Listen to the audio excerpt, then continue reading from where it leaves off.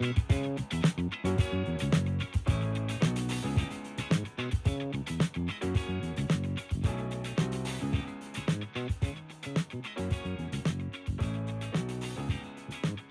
right, welcome to Turnbuckle Tapes. I am Liam. I am here with my tag team partner, Kyle.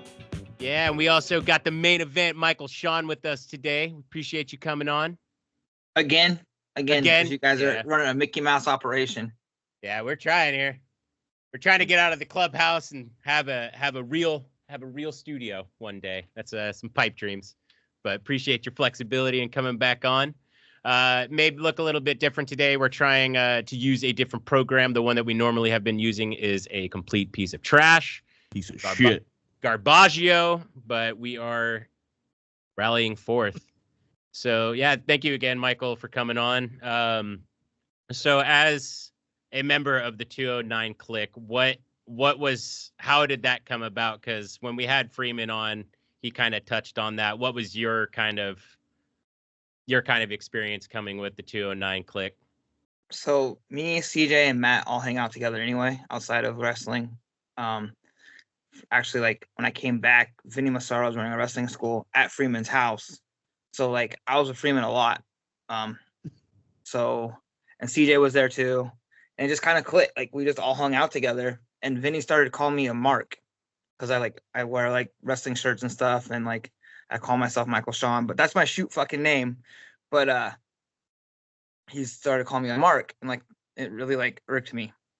It shouldn't irk me, but it irked me. And so I was like, I'm gonna show this motherfucker I'm a fucking mark. So Jake came to us one day and said, I'm gonna put you three together. And I said, awesome, let's do this. This is gonna be fun. And we're calling the school at the time the 209 Wrestling Academy before the 209 Dragons Den, which became Next Level's wrestling school. And I was like, you know what? Let's just fucking run with it. And I'm a big Shawn Michaels fan. So I was like, fuck it. We're the 209 Kliq. We're going to be the Kliq. We're going to rip off everything the Kliq does. And that's pretty much how it all came together. But like me, Freeman, and CJ are together to this day, just about every weekend. So it's a real thing. It's not just like something that like Jake put together per se, but like we're real friends and it's real. I feel like you can tell that it's real. Yeah, I would agree added with that. Swole because I helped train Swole Next Level, and then Noah, his son, and then some places we have another member, Assassino. So in Assassino, I trained with Mike Hayashi. So it's all, and I hang out with Assassino a lot too. Like I hang out with Assassino just as much as I hang out with CJ and Freeman. That's cool. And guys literally are a little clique going on.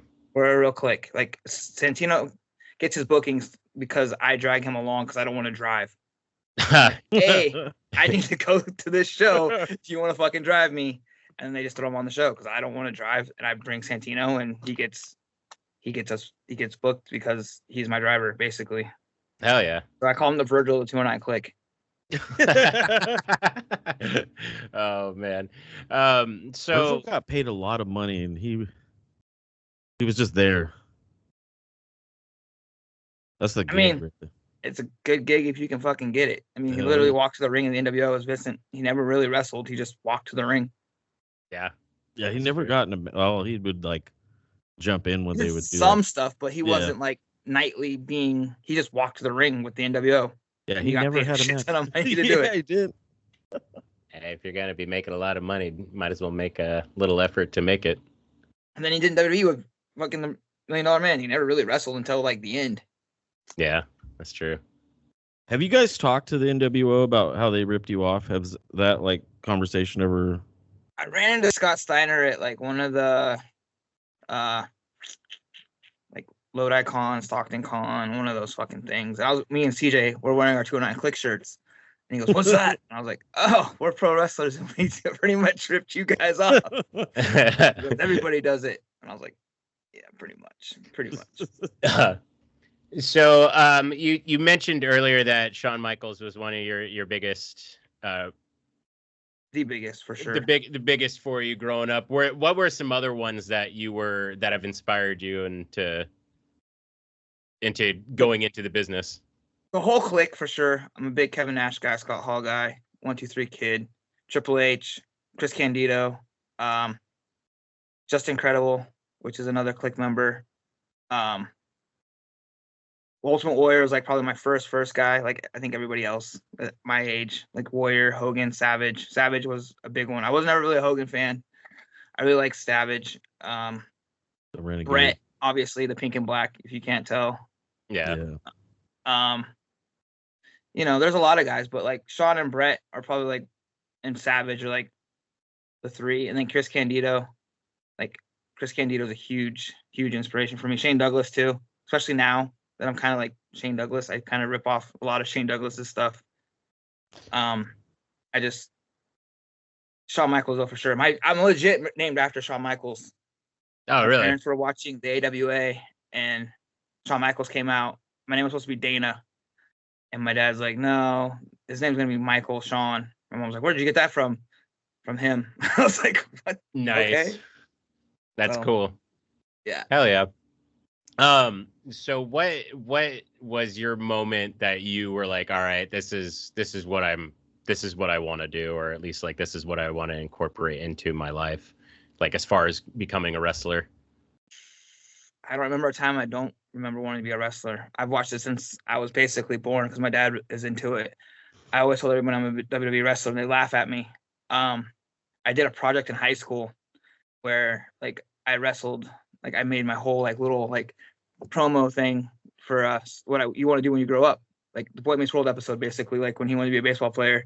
I did that as a professional wrestler, and I don't remember a time I didn't want to be a professional wrestler, to be honest with you. I started when I was 15, so like I haven't really thought about anything else since birth, really. Hell yeah, that's some dedication, and you've been wrestling for like a little over 20 years now, right? 22 years now, yeah. Woo, that's some longevity, man. When did you have your first match? 2003, 3 or 4. In Susanville, California. I wrestled Tenacious Tim Anderson. It was something. It was something. We canned it for like, I want to say 2 or 3 months, like literally lock up, headlock, and we would go over it every freaking day for 3-4 months, like until the show happened.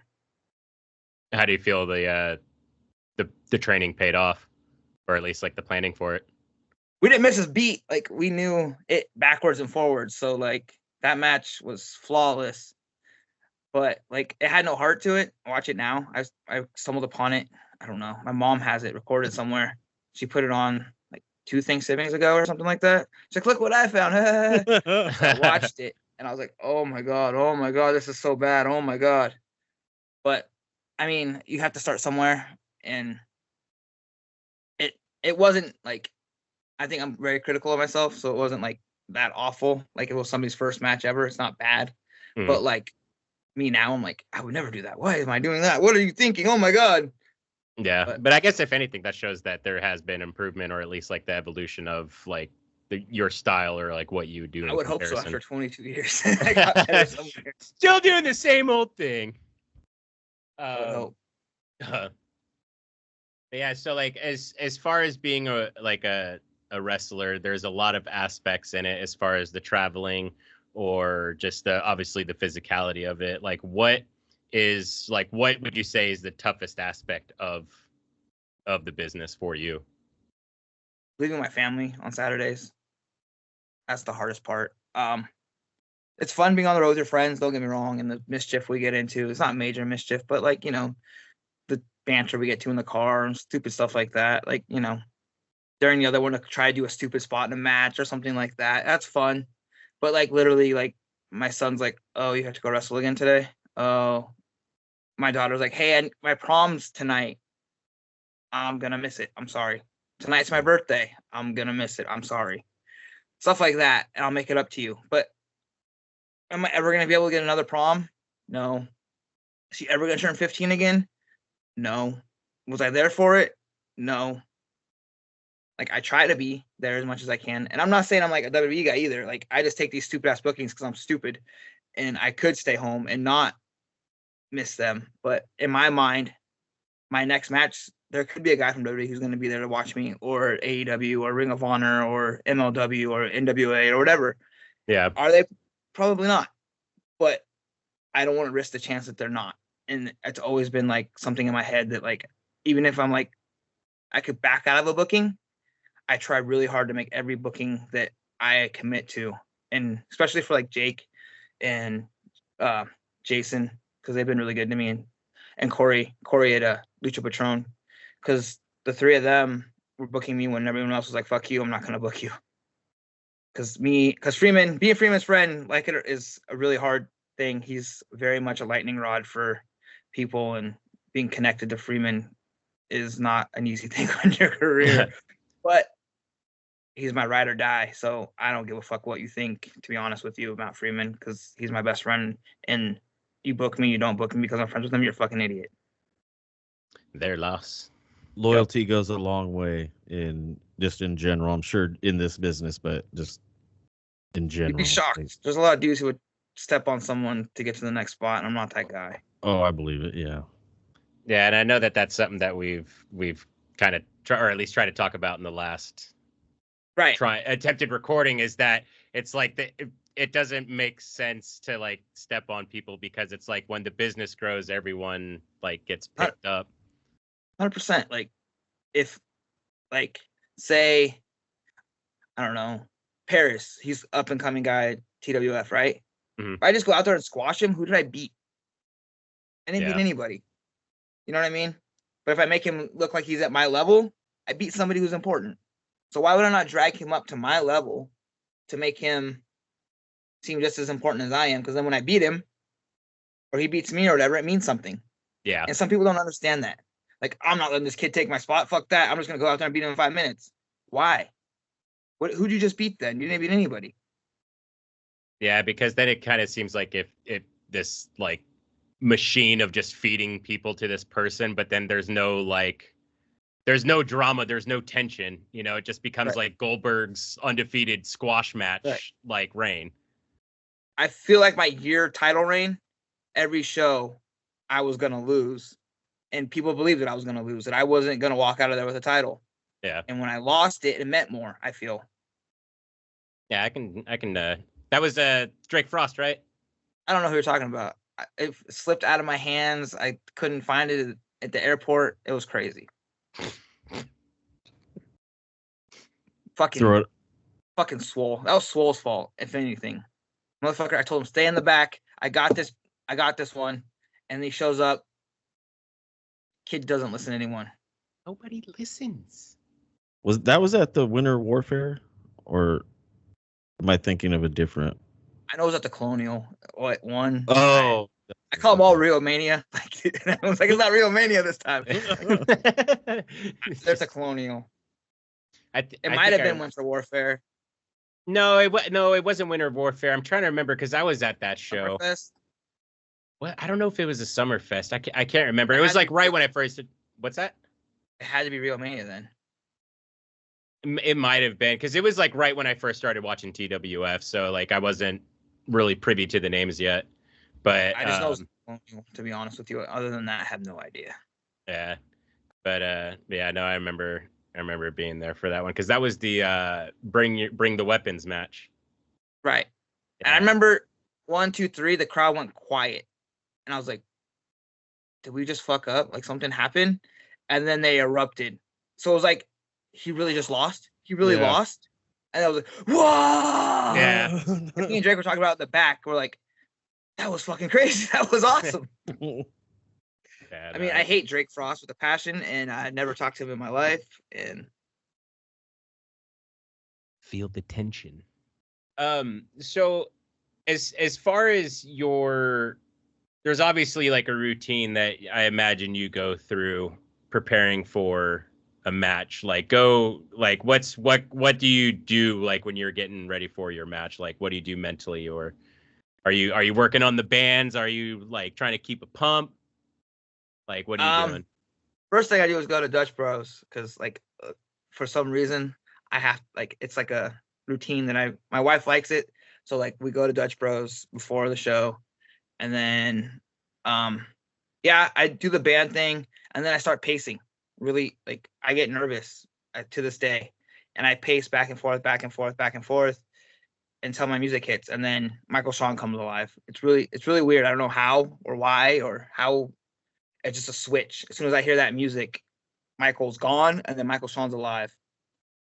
And I don't know how. I don't know. Like it's just a switch that goes off in my mind, and that's pretty much it. Like I do the push-up thing, I do the band thing.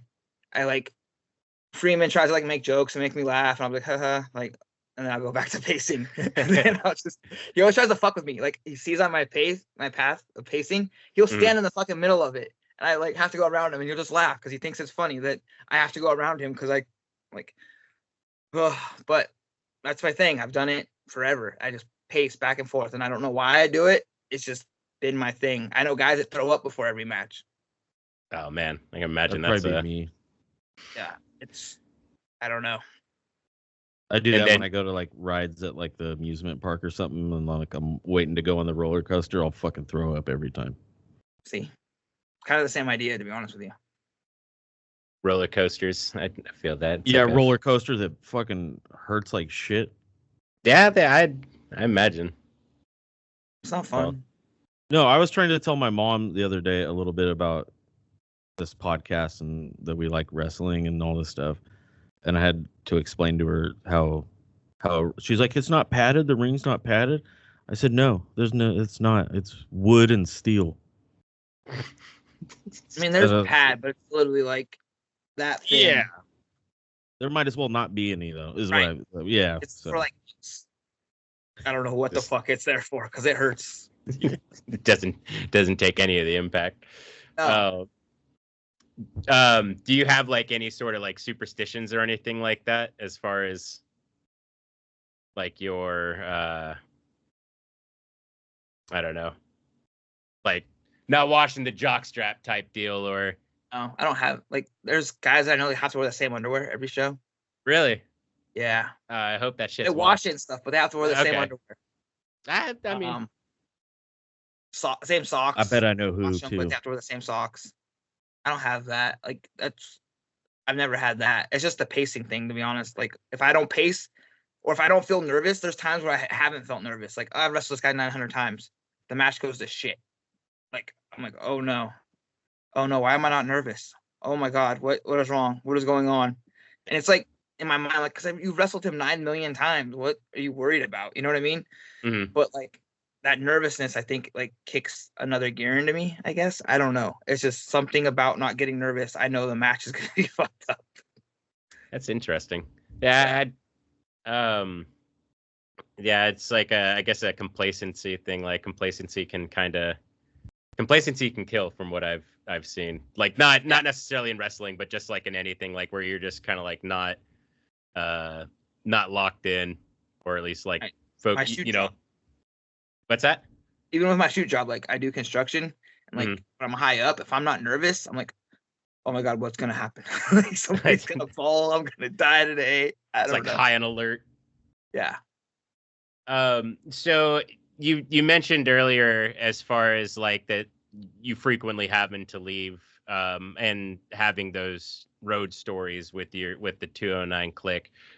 Like what's the craziest one that you were able to discuss or would like to discuss?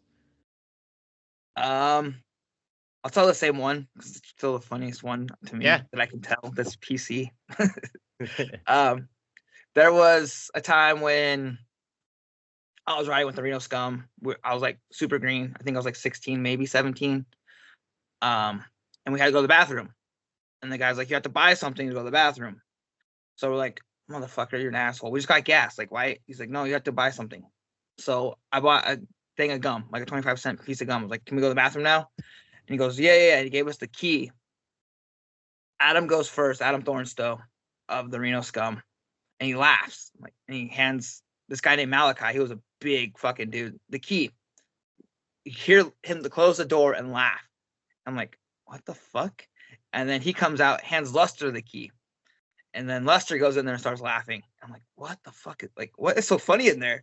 And they fucking hand me the key. And there is piss all over this fucking gas station bathroom. And I'm like a kid, a little kid still. I'm like, what the fuck? And Adam's like, just piss. I was like, okay. It's everywhere, all over this fucking bathroom, because I was 17 years old, 16 years old, whatever they said, I did. And then Adam goes back in there and hands him the key, and goes, have a nice night. And the guy goes, oh, you think you're funny, huh? And we're like, I don't know what you're talking about. And then I think it's the same trip. It may have been like the next time. We were doing a shot in Reno. No, yeah, we did a shot in Reno. Then we went to Fresno, and then we're supposed to go to Sacramento. So we got a hotel between Sacramento and Fresno. So we only had money for like the cheapest, fucking dankiest fucking hotel room there is. Like prostitutes and drug dealers and shit were probably in there somewhere. I was a kid. I had no idea what was going on. Don't care. But the guy said only one person could stay here. I was like, oh yeah, I'm by myself. I think it was like $30 or something like that. So I'm sleeping on the floor, like with a pillow, and that's pretty much it. They took all the fucking blankets from me because they thought it was funny. They would fuck with me all the time. And then Malachi is in the bed, I think, with Adam, and then Luster was like in the bathtub. So we wake up the next day, and the guy's there as we're getting into the car. And the guy's like, you owe me money. You owe me money. We all jump in fucking Adam's car and take off as we all flip him off. Like, haha. But like, why do we owe you money? We all, like, who cares how many people stay in this room? We rented a room. We didn't rent people to stay in the room. But stuff like that. And then the best was car cleaning nights. We'd be coming back from like SPW when it was at the Colonial Theater. Like, I don't even know. Those SPW shows used to run till like midnight, 1 o'clock. Like, it was like 30 matches. It was ridiculous. So if you showed up back in the day to SPW show, Big Ugly would try to put you on it somehow, some way. So like, you're working tonight. Yeah. So these shows ran forever. And then Adam was always the main event because he was the heavyweight champion. So like, we had to stay till the end of the night. It's like, fuck, we're not going to get home till like, because we're living in Reno. We're not getting home till like, I don't know, 4 in the morning. And Adam, just to keep us awake, Adam would fucking be like, we're doing car cleaning tonight.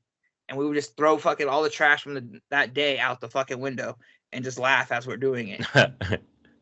And it was dumb stuff like that that would keep us awake. Like, I don't know how we didn't die, like how we never got caught doing these dumb things.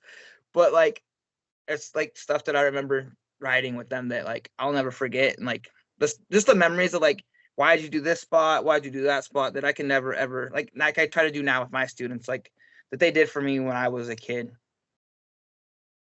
Oh yeah. So I know I asked this last time, but I like the response. So as far as your favorite slam, what is it?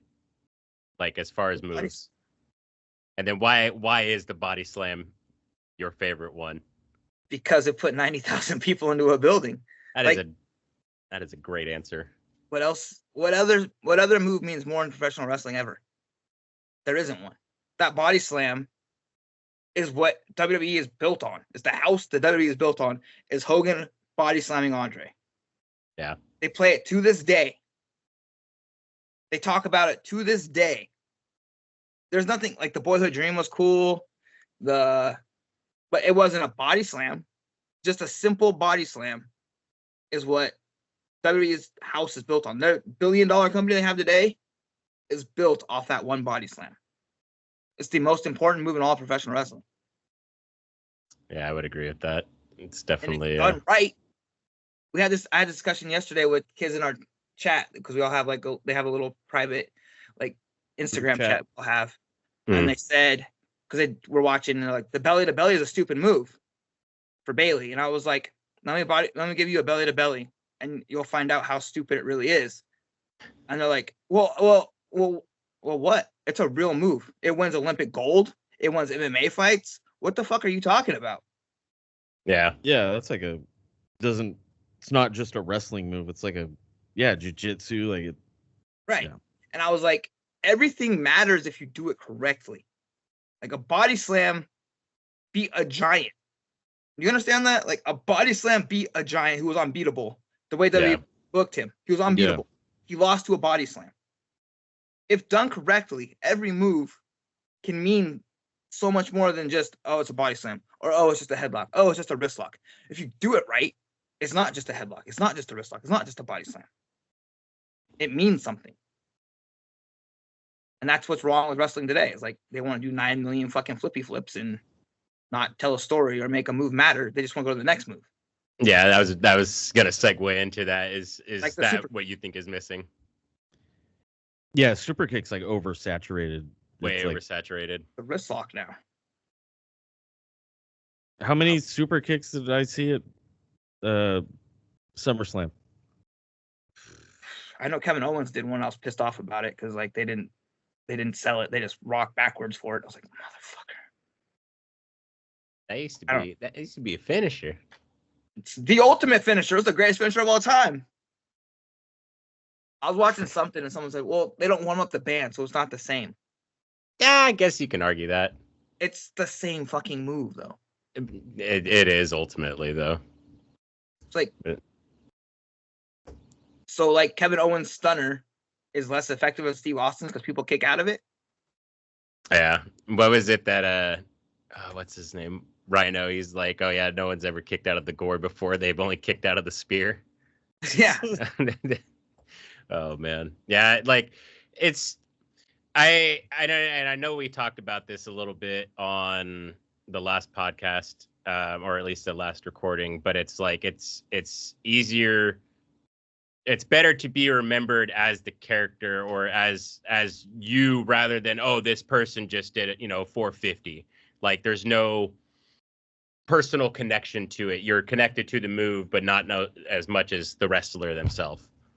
Correct. 100%. There's guys that are on rosters that can do a million moves and they get a cheer, they get a clap or whatever before that move. But at the end of the night, I'm selling 209 Kliq t-shirts and you're not having anything sold. At the end of the night, I'm getting told I'm an asshole. You're getting told, oh, dude, I really liked your 450. Cool. But the guy down the street can do the same move. Yeah. You know what I mean? It's not, I just feel like if you think back at characters like Hulk Hogan, The Ultimate Warrior, Randy Savage, they still sell their t-shirts. They still sell their action figures. They never did a fucking 450 in their life. Nobody cared. Like, the Macho Man did the elbow drop. Yeah. The Ultimate Warrior did a splash. Hogan did a leg drop. They made millions of dollars off these simple moves that these kids want to say they did. It's not because of the move. It's because of how they made you feel. It's because of the character they portrayed. And that they made you feel a certain way. They didn't do these crazy ass moves like, oh my God. Because if that was the case, Ricochet would be the most over wrestler in the world. He'd be headlining WrestleMania after WrestleMania after WrestleMania. Yeah. He's not. No, he's super talented, but he is super talented. I will never take away anything about his in-ring ability ever. But his character sucks. Yeah, he doesn't really have it. So I got a question for you because I personally think that the reason why wrestling has incorporated more of these like flips and these technical type maneuvers is because the expectations of the fans have changed from that time frame. It's not true. You don't think so? Watch Cody last night, who main evented. Fair enough. Roman Reigns, the whole crowd exploded, chanted Roman their whole match. We want Roman. What does Roman Reigns do that's more any crazy shit? None. Yeah. Nothing. He's just good at telling the story and emotionally getting you riled up. Right. Wrestling is what we make people believe. It's what we tell the crowd is. That's why they're called marks. Yeah. Because we are making you believe what we're telling you, what we're selling you. You're a mark. You know what I mean? I'm not trying to use it as a bad term. I'm not trying to say like, oh, you're an idiot because you're a wrestling fan. No, but like that's where you want your thing to land. That's why it's that to me. That's why it's called mark, because it's like like X marks the spot. Right. Like that's where you want it to land. Right. Like John Cena has been the most over guy for 20 years. What does he do that's crazy? The most over guy in the other company is MJF. How many 450s is MJF doing? No, but he does have like a technical aspect of like some of his like wrestling, But he like the talked one. people into the building. No, that is his strong point. He doesn't need to do anything. Him and Punk didn't do anything fancy. They did a dog collar match and made more money for AEW's ever made off a dog collar match because they made people feel. Yeah. MJF felt betrayed by CM Punk like all those other guys that were in the crowd. You left me for 10 years. How dare you walk back into this company and make me think that you're the good guy? You're the bad guy. You left me. I didn't leave you, Punk. Yeah. You turned your back on us. And that was their whole feud. No, that and was you go to the definitely other good show. feud. Fuck you, Punk. You're trying to come take our spot. You're an asshole when you were here last time. We're not the bad guy. You're the bad guy. Yeah. So it's not about a move or moves. Not one. Because you watch an AEW show and you watch, I don't know, who the fuck that flippy guy is that they have. Osprey? Not Osprey. The other guy. They have some fucking dude that can do like 9 million fucking moves. Oh, Vikingo I can't pronounce. Right. Vikingo or whatever. Yeah. Akira or whatever. Right? Cool. You can do this cool flip outside the ring and it gets played over and over and over on fucking Instagram. But is anybody there to see you? No. You're risking your life. Yeah. For what? People on Instagram to be like, oh, that's really cool. Next. But I'd rather be the guy that people are buying my t-shirt. The people that are like, oh my God, MJF is on the, Michael Shawn is here. I'm here to see Michael Shawn. This is so cool. Michael Shawn's an asshole. I hate that fucking guy. That guy's a prick. But he yelled at me when I commented about CJ's pants. Right. Don't ever talk about He wouldn't give Liam an autograph. CJ wouldn't? No, Michael Oh, Shawn. me? I won't give anybody an autograph. Well, fine then. 400. Little kids ask me for take pictures and stuff with me. I'm like, $5. I don't have $5. Then it sucks to be you, and I walk away. I'd come with $20 and get 4 pictures then. There you go. See? Be like one of those little booths that you go into. I just feel that guys want to be the bad guy, but as soon as they walk through that curtain after like the show or intermission, just your character's not over. You know what I mean? I'm still there to entertain you. I'm not a good person. Michael Shawn is a prick. Why would I let you take a picture with me for free? Yeah. Why would I give you my autograph for free? Michael Shawn's got to eat. You know what I mean? Why? Go and fucking talk to Flacco. Go get a picture with Flacco. Get his fucking autograph. He's there for that. I'm not. I'm there for you to hate. Oh, here we go. See?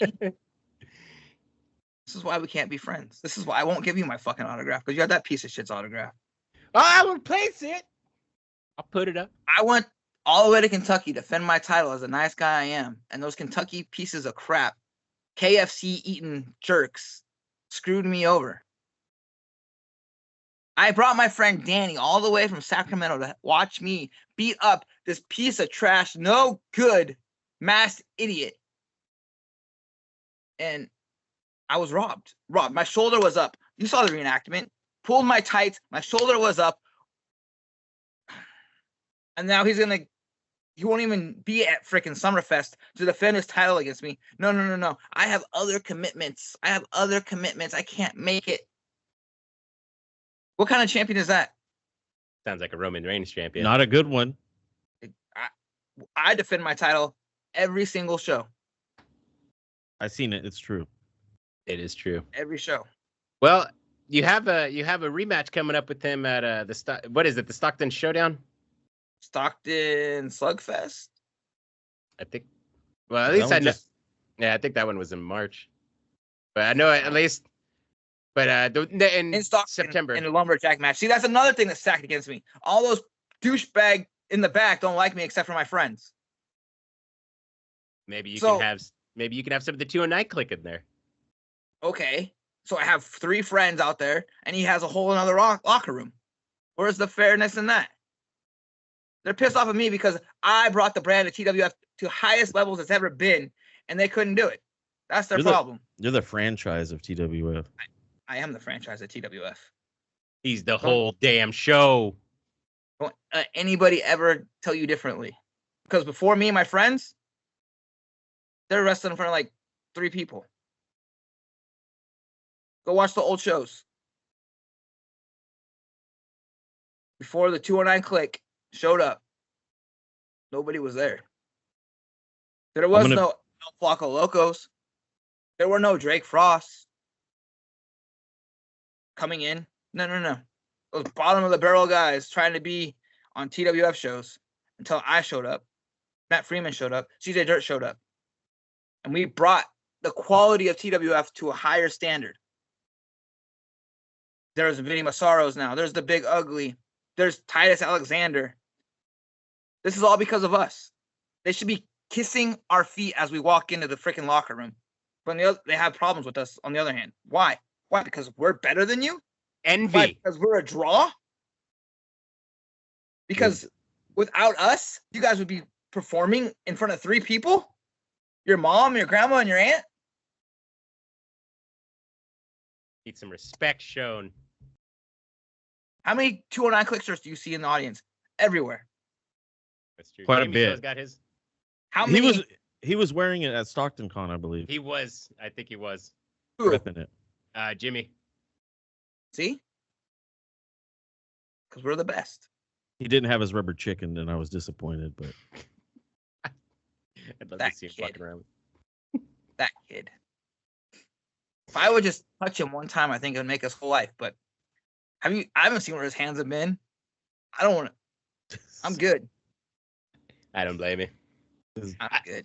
I don't Yeah. let many people touch Time. me. What do you think? I'm good.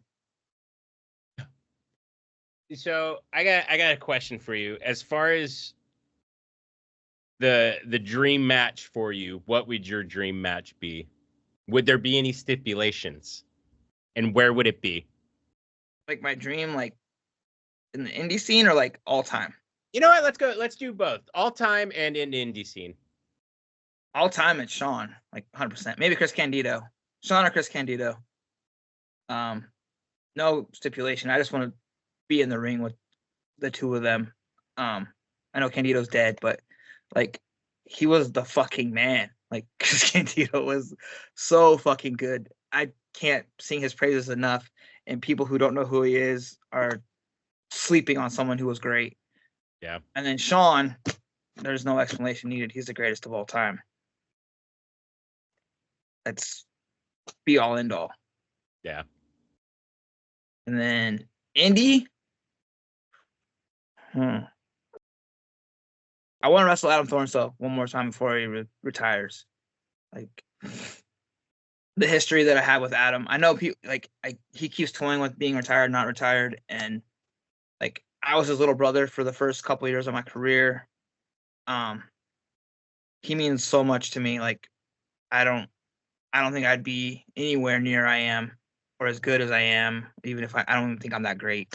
But if it wasn't for Adam, to be honest with you, like I know Brian and Mustafa trained me, but like Adam took me everywhere. Adam taught me on the road. Adam took me under his wing and like hung out with me every weekend, even when we weren't booked anywhere. He'd come to my house and just like watch wrestling with me and be like, why are we doing that? Why are they doing that? Watch this, watch that. This is why they're doing this. And like, he didn't have to do that. Adam was like the guy 10, 20 years ago in this area.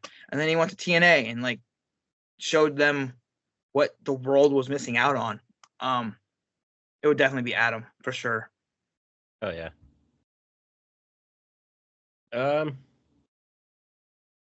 Kyle, do you have any questions for Michael Sean here? yeah, if you could have dinner, I know we talked about it on the last one. If you have dinner and just shoot the shit with somebody dead or alive, who do you think that you would pick to like pick their brain? You know, just ask. Vince, like who else is there? It's Vince McMahon. Like without him, none of this exists. None of it. I know he has like done some shit that like is pretty fucked up if true, but like he's the guy. He's the godfather of it all. Like Vince McMahon made a regional thing into an international billion-dollar thing. Yeah. He just had, I don't give a fuck what anybody says, 60,000 people in Cleveland. That's his. End of the day, that's his. And Vince McMahon created the stage that we all walk on, to be honest. Like, I didn't grow up being like, I want to be a WCW wrestler. I want to be a New Japan wrestler. No, I wanted to be a WWF superstar. Yeah. Not a wrestler. I wanted to be a fucking superstar because of the stage he created. And you can never take it away from that guy. And I just would love to like talk to him about like everything. Like, why did he do this? What made him want to become international? Why did you take the regional thing? What made you think it would work? Like, how did you know Hulk Hogan was the guy to do it? Like, all these questions. Like, how did you not see Steve Austin in ECW 2 years earlier? Why did you make him the ringmaster? Like, what were you doing? Like, you know what I mean? Just little things. Like, why didn't you pull the trigger on like Lex Luger? And why didn't you, you know, so many things. A lot of questions that a lot of people have, I'm sure. Yeah. Yeah, why'd you screw over Brett? He didn't. Brett screwed Brett. This is true. And it's a work. Biggest work of all time. I seen a meme. It was Bret Hart like sitting there crying, and it was like, your mom told you have to invite Bill Goldberg to your birthday party. That's enough. Like, it's been 20 something years, Brett. I get that he fucking ended your career. I get that, like, the guy can only say sorry so many times. Yeah. Like, I'm sure he feels like shit. I'm sure of it. But, like, come on, Brett. It's been 20 something years. Well, plus, isn't that kind of like I wouldn't say the expectation, but it's like that's the risk that's taken where, you know, I think it's a both sides thing. Cause like, I know at what was it during that WCW documentary that The Rock just had to put out and just insert himself for some reason. He was there. Didn't you know? He invented professional wrestling. He told Hogan to turn heel. He told Dusty about hard times. He told Bruno Sammartino that he should have the longest reign ever. He told Shawn Michaels what his boyhood dream should be. Oh, man. He was there when Hogan slammed the Giant. He was there. Hogan, you're going to body slam me, Andre, tonight. But like, I just lost my train of thought here. But oh fuck, what was I saying?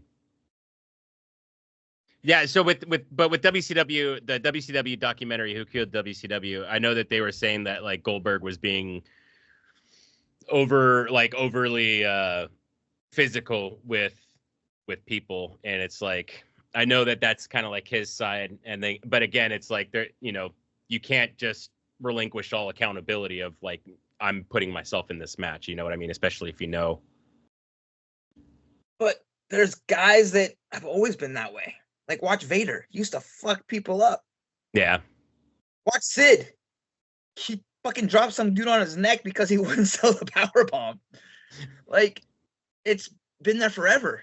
And, like, I don't think that I get it. I'm a big Bret Hart fan. And, like, when he retired, it sucked.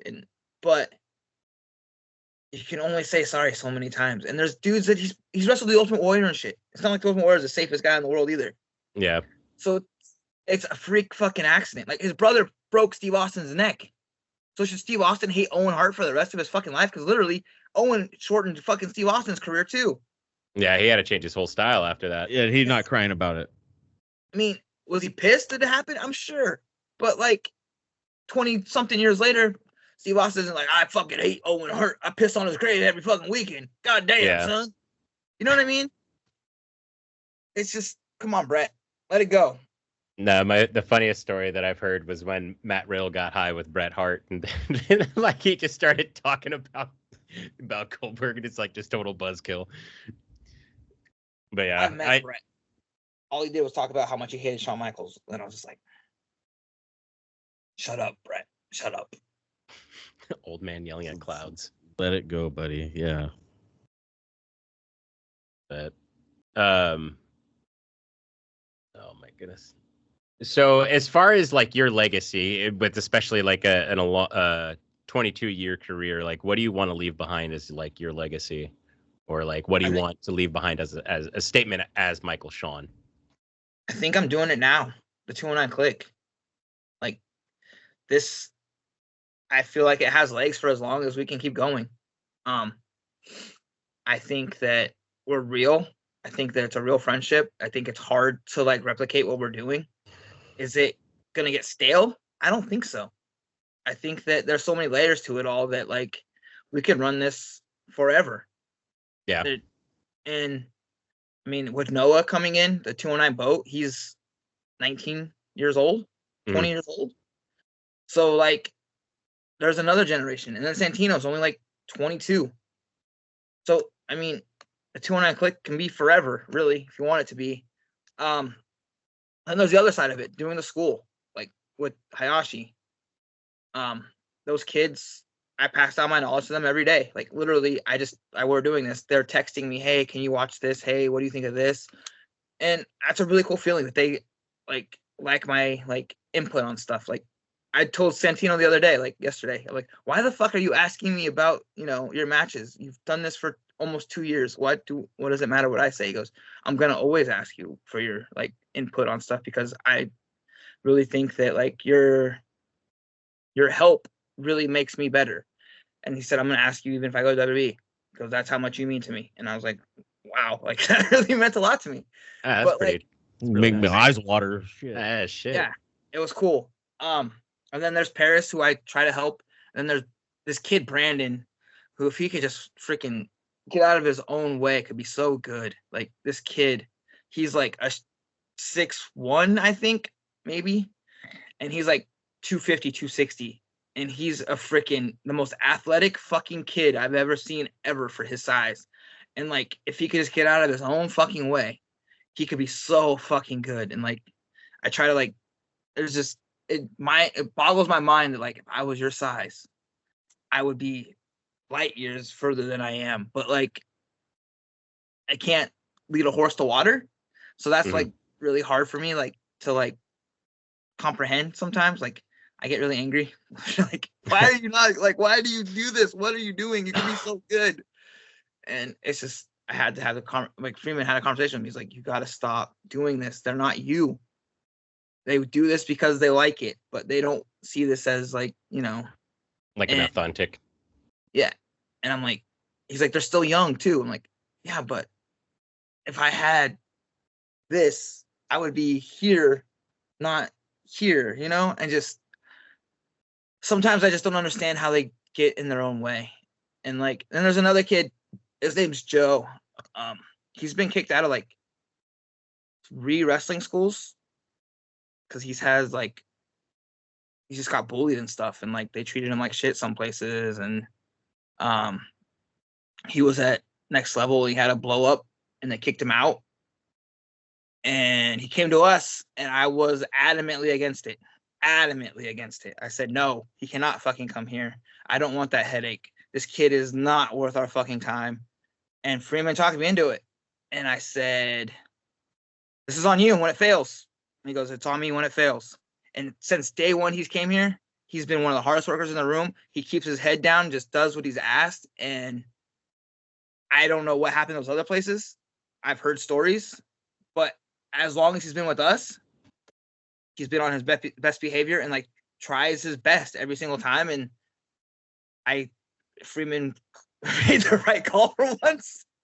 But like, it's stuff like that makes me like, wow, we're really getting to these kids. Like, and it makes me feel like that's my legacy, is that like, I'm going to give the next generation of professional wrestlers in this area. And if you watch our kids like Assassino, Sean, Giga, and Paris, I feel like they're light years ahead of a lot of other schools' kids. Mm-hmm. Like I feel like Assassino could be one of the best guys to come out of this area in a long time.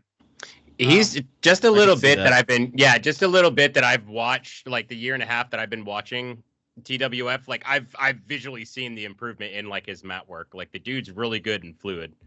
Like every time he's on the card, I know it's going to be a good match. Next time you see him, tell him that Michael Sean says he's welcome. And then Paris looks like a fucking movie star. Yeah, he's got a good look. And that kid, it doesn't miss a practice. He tries really, really, really hard and he's so fucking athletic. It's like crazy how athletic he is. And I think he won't be here very long, to be honest with you. Sean Hernandez from LAX saw him and he's like, let's take him to Texas. I want to take him to Texas. I want to get him here. I want to get him there because he has a look and he looks like a movie star and he listens and doesn't have an ego. He's just such a good kid that it's like, that's not like, and then Giga, me and him have our battles. Me and him are not like, there's days where I want to punch him in the throat, but he's such a nice kid. Like literally he is, but like, he's so hard-headed sometimes that he gets in his own way. I'm like, why do you not listen to me? Because like, I'll tell him something and then someone else will tell him the same exact thing. Goes, oh, I'm like, are you fucking serious right now? I just told you the same thing like a week ago. He's like, yeah, but it's different when it comes from them. I'm like, okay. But like, he's come along so far. He's a good kid. Anytime anybody in our school needs something, he's the first person to jump up and help them. Like with anything, like how to bump, how to do this, how to do that. Cause he's been there for 2 years too. He's been there just as long as Santino. And I feel like he could be something special too. He's not young, so his time is like now, but I feel like he could go and like DDT or somewhere and be like a character wrestler, like or Hood Slam, or he could be so instrumental in this area pretty soon too, I think. But Paris, Assassino, and Giga for sure, like, are probably gonna be my legacy right now. Like for sure. The 209 Kliq, don't get me wrong, is like my gimmick, and like I feel like we're making waves everywhere. But like those three kids are like probably the thing I'm most proud of besides my like shoot kids in real life and all that. But like I have the same kind of feeling when they do good shit and people come up to me like, your students are so good. I'm like, thanks. But like a lot of that is Hayashi too. Like Hayashi he's taken these misfit kids and made them believe in themselves. Like pro wrestling is a bunch of misfits, let's be honest. Yeah. And he's made these kids feel like they're stars and like they can do anything. And I have the exact opposite approach. Like I was taught differently. I was taught that like you get berated and until you get it right. And I bring that style and he brings the, oh, you're doing great, but let's try it this way. And I'm like, no, you're doing it wrong. What the hell is wrong with you? Way. And I feel like we're a good yin and yang to that. Like, I really think that like some kids gravitate towards Mike more and some kids gravitate towards me more because some kids like to be told, stop being a fuck up. What are you doing? Get this right. And some kids like to be coddled. And like, I'm not saying Mike coddles them, but like, he's a lot more positive than I am about stuff. And like, our personalities are not the same. Like, I don't know if you've ever talked to Hayashi, but we are very much yin and yang of each other in real life. And like, I feel like we're a good mix because I'll tell you straight up, your shit sucks. And he'll tell you how to fix it and what the positives about it are. You know what I mean? Yeah. And I'll just tell you it sucks, fix it. And he finds, he tells them how, like, I'm not saying that I'm a complete asshole. That's not what I'm trying to say. Or that like, I hate these kids or whatever, because I do care about every single one of those kids that walk through that door. I'm going to be honest. It just seems like you have the traditional like football coach approach to it. Like you're just, it's like, fix your shit. You're, like you said, you're fucking up. Like maybe not so much like having, I mean, I don't know if you give them like, try this differently, but at least it's just like you're pointing it out. It's probably like a little bit more blunt than what people are used to nowadays, but it's like you're at least telling them that there's an area for them to fix, and then you're giving them the problem solving skills to work on that rather than it being fed to them. Right. Yeah, like if I was a student and you kept telling me that, oh, you keep fucking up, you can't do that, you can't take this bump right or whatever, and then like the time that you actually say like, hey, you got it right, like that's more rewarding in some aspect of. Like the other day, I was like, that sucks, do it again. Do it again. And then they're like, and then they get it right. Like, see? And then I was like, Michael Sean, something's wrong with it. He gave a good compliment. Are you sick? Yeah. Got a gold star. Here you go, champ. Right. What's everybody's role in the Dragon's Den? Like, do you have a certain strength that you teach the kids on, and like Matt has a certain, like, what's everybody's role? Mike is like the head trainer, so like he teaches everybody how to bump and like do headlocks, and I hate that stuff. So I can do it. It's not my favorite. I hate teaching people from the ground up. I hate it. So I Sundays in like 10 o'clock, I run like, what move do you want to learn today type of class. But it's only for like the kids like Paris and Sean and kids like that are more advanced, that I feel get hindered because we have so many new students, and new students come in and we start back over and we have to take time to help them learn. Sure. So I run that class, and Vinny Massaro runs a class on Mondays, pretty much kind of the same thing. And like, so like on Sundays, I go through like, why do we do this move? Why do you do that? Let's set up for how you get to this and why you get to that, instead of like, all right, lock up, headlock. I'm not saying Mike's not doing this either. He's doing it too, but like he has to like more of take a focus time on it. Yeah, he has to take time on like, I don't know, the first hour and a half on the new kids. This is how you bump. This is how you lock up. And I feel like it's because, let's be honest, the older guys are like, I know how to bump. I know how to. This sucks. Yeah. Oh, why do I have to sit through this? You know what I mean? And you can see it in their faces sometimes. So they just start switching around because they're bored. And I'm like, hey, pay attention. And then Freeman, he's a wild card. Like we do jujitsu classes on Tuesdays. So like that's his strength. Jujitsu, self-defense type stuff. Because pro wrestling is not always a nice thing. You know what I mean? There's guys who try to take advantage of you, and like if they know how that you don't know anything, they're gonna test you. So like Freeman is trying to teach them that, if you get in a situation, here's how you protect yourself. You know what I mean? Yeah. And then he's really good at promos. Really, really, really good at promos. I don't know if you noticed, but we were watching him eat a steak and cut a promo on Daniel Ford earlier. Right. And I laughed my ass off the whole time he's doing it. Yeah. So that's his other strength. He comes in, like we do promo class, like I want to say like once every other week. Like in the class, and Freeman will come in and be like, hey, let's try this. Hey, let's try that. And like he's really, really good at it. And he has patience. I have no patience. So like he's very like patient with these kids. Very, very patient, like above and beyond patient sometimes. There's this kid that keeps quitting and coming back, and I'm just like, I'm done, dude. You quit or you're staying. Like, which one is it? Because I'm done with this yin and yang crap. And Freeman's like, no, we got to give him another chance. Freeman is very much not the person that people think he is. We got to give him another chance. He's a good kid. He's just, he's upset that, this pro wrestling's not easy for everybody. I'm like, I understand that, but like either you're in or you're out. You can't be half in, half out, or he's going to get hurt. Yeah.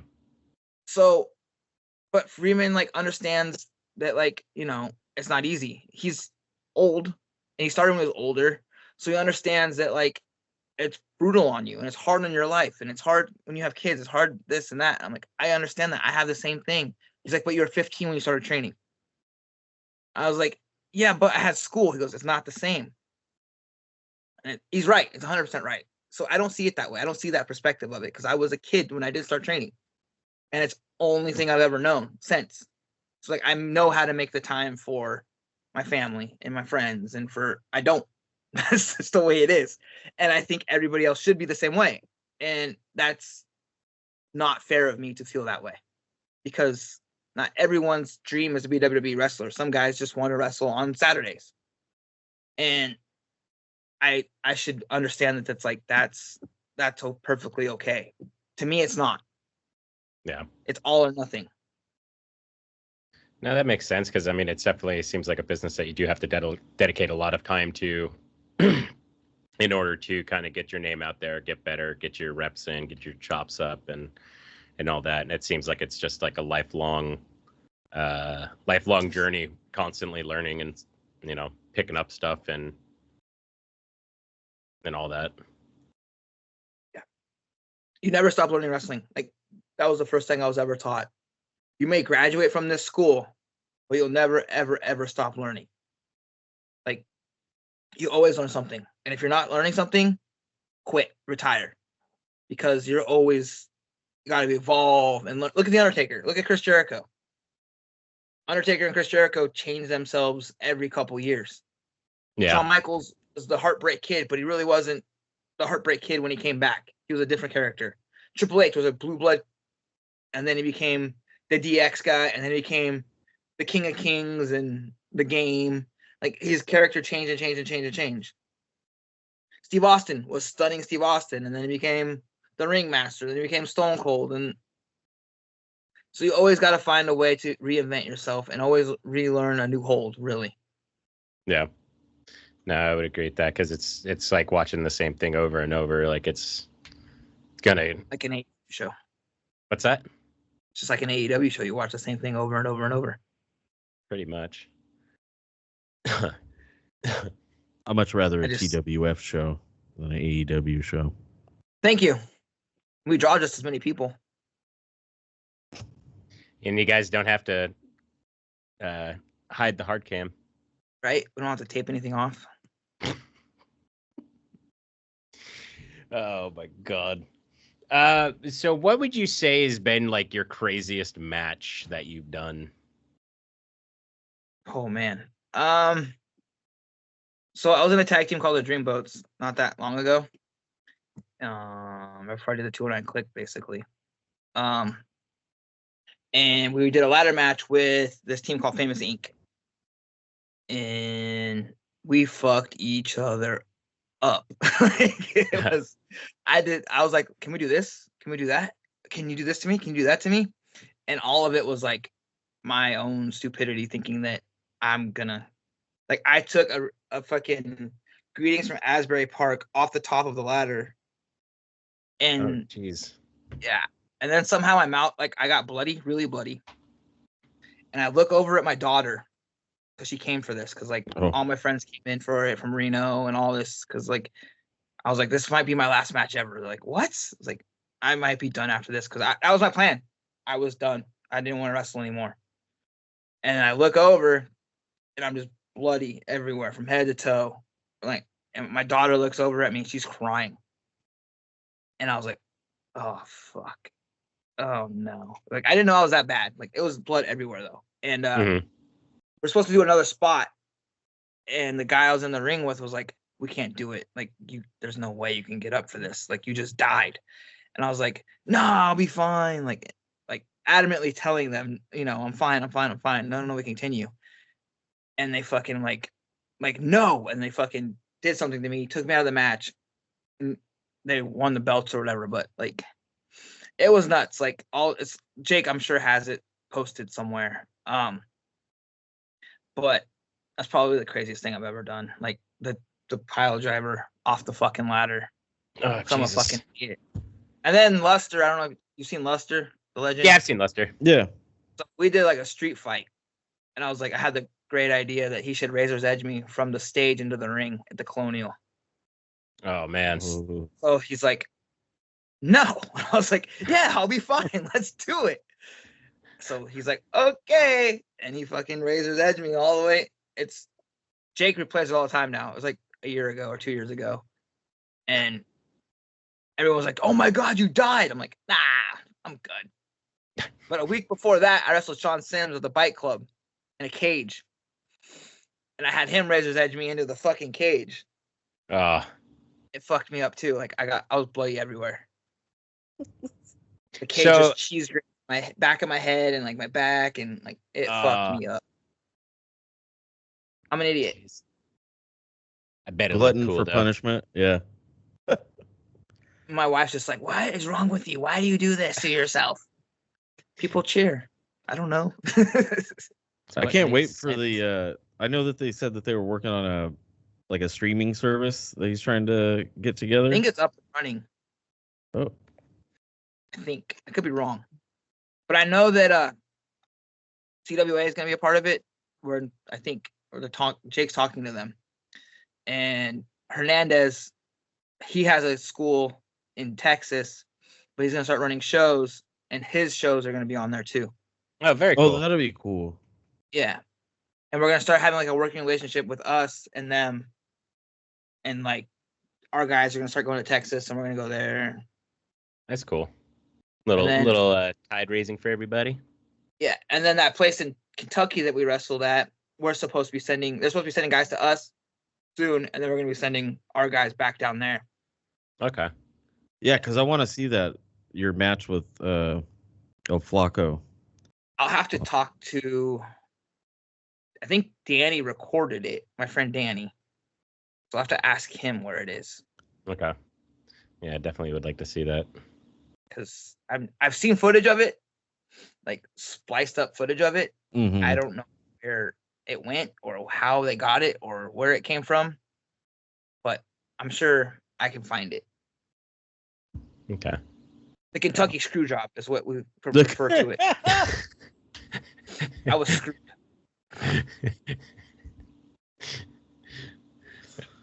So, the town we wrestled in has the very first KFC.